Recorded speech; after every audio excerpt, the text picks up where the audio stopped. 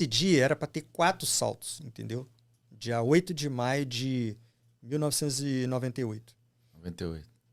Era para ser 4 saltos nesse dia. Mas por causa desse primeiro episódio dele ter vomitado na aeronave, a aeronave teve que voltar em Afonso para lavar a aeronave. A aeronave foi, lavaram a aeronave e voltaram para Jacarepaguá, para o aeroporto. Aí chega aqui, a equipe estava pronta já. E tinha até um sargento do Dompsa na época que estava dobrando o paraquedas dele também. E ele falou pro capitão, ó, capitão, eu vou nesse salto. Aí o capitão, negão, se seu paraquedas tiver dobrado e você tiver com o paraquedas nas costas, você embarca. Se você não tiver com o paraquedas pronto pro salto, a aeronave não vai te esperar não, cara. Porque o nosso salto hoje é corrido, né? A gente precisa dar fazer essas 4 decolagens. Mas, infelizmente, na segunda decolagem já acontece o acidente, entendeu? Então, foi muito complicado, porque o primeiro homem à porta era o Winkler, e na hora que ele faz a saída dele, o segundo homem era o cabo Fortes, na época, e antes dele fazer, quando o Winkler sai da aeronave, ele já logo tem a extração prematura do paraquedas e bate no profundor. Então ali o paraquedas já leva ele para o profundor e ele bate e arranca o profundor. Então praticamente nessa primeira pancada ele já morre ali, entendeu? Ele já é tudo que até hoje em dia nós pensamos o que aconteceu, né? Então dali ele já bate no profundor.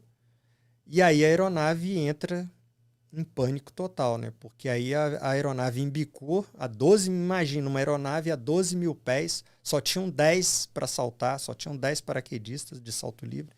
A aeronave embicou e depois desliga motor e fica de dorso. Fica de dorso. E aí foi pânico total. Eu e o Emerson era o último homem a sair. A primeira equipe quase toda saiu antes da aeronave virar de cabeça para baixo. Quando ouviu o barulho do Winkler bater lá no profundor, a primeira equipe praticamente já partiu, né? Na época, Tenente Coronel Paulo Roberto, Tenente Emílio da CEAPREC e uns outros militares. Mas depois a outra equipe começa a sair. E o avião já estava de dorso, entendeu? A aeronave de dorso. E quando eu e Emerson saem, que são os 2 últimos homens da aeronave, né? Todo mundo já tinha abandonado a aeronave já.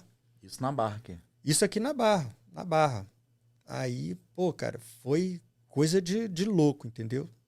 A sorte nossa é que, né? Sorte ou coisas de Deus, né? Que eu gosto de pensar assim, né? Da forma que eu encaro esse salto, foi uma segunda vida, né? Uma nova chance que eu recebi na minha vida, e a nossa equipe recebeu nos 9 paraquedistas que sobreviveram, que a porta da aeronave não fechou, entendeu? Não fechou. Ninguém segurou, ninguém travou, porque tem muita história por aí, entendeu? Tem muita história sendo contada por aí. Então, na verdade, a porta da aeronave ficou aberta. E aí, eu e o Emerson, praticamente, nós já fomos rastejando para sair. O último homem a comandar foi o Emerson. Eu comandei, quando eu cheguei a comandar meu paraquedas, o livre, já estava a 7 mil pés.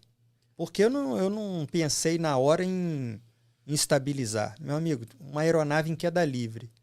Eu precisava sair, eu precisava abandonar a aeronave. Eu saio, ainda vou esperar, eu vou olhar em altímetro para ver a altura que eu estava?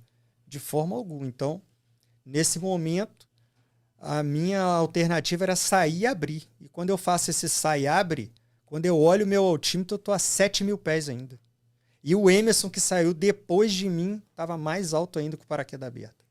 Então, depois, quando ele me vê, ele identifica, ele me vê no ar, com o paraquedas aberto já, ele faz afunda para nós dois navegarmos juntos até chegar à área de alvo. Mesmo com a aeronave ter tido esse acidente, a gente ainda consegue chegar no alvo ainda. Então, todo mundo conseguiu chegar no alvo E aí depois separaram as equipes e aí o pessoal foi pro local onde tinha caído o avião, entendeu? Eu, particularmente, não tive esse interesse de participar, entendeu? De estar no local que a aeronave estava totalmente destruída, entendeu? Então aí nós tivemos aí o falecimento do piloto, o copiloto, o mecânico e mais o cabo Winkler na época, entendeu? Falecimento de todos eles. E aí 9 paraquedistas sobrevivem. E aí o batalhão recebe a primeira notícia, né? Quando estávamos aqui, saltando. Quando chega a notícia no batalhão que a aeronave que estava no salto com o pessoal do batalhão de Forças Especiais, a primeira mensagem que chega para os militares do batalhão é que todo mundo morreu. Entendeu? Todo mundo morreu. E no domingo, nesse final de semana, domingo seria Dia das Mães. Era o Dia das Mães. E a minha mãe, sem saber se eu ia viajar ou não, no dia do acidente, numa sexta-feira, liga para o batalhão para saber, para querer falar comigo, para saber se eu ia viajar ou não. Caraca. Ela entrou em contato e o pessoal do batalhão, quem pegou o telefone, ficou. E agora? O que eu falo? Qual a história que eu conto para a senhora aqui? Negativo, não fala nada. Você não sabe de nada ainda. O avião caiu, mas ninguém sabe de nada ainda. Aí o cara, ó, assim que ele chegar, ele deu uma saída, foi para uma missão aqui. Assim que ele chegar, eu peço para ele ligar para a senhora. Quer dizer, minha mãe ligou para o batalhão no mesmo dia, praticamente um intervalo muito pouco aí da hora do acidente, entendeu? Parece que ela estava ali pressentindo que algo tinha acontecido, entendeu? É uma história muito complicada. Sinistro, né, cara? Eu lembro dessa. Eu lembro assim, eu era moleque, né? Mas eu lembro bem que contaram durante muito tempo essa história, né?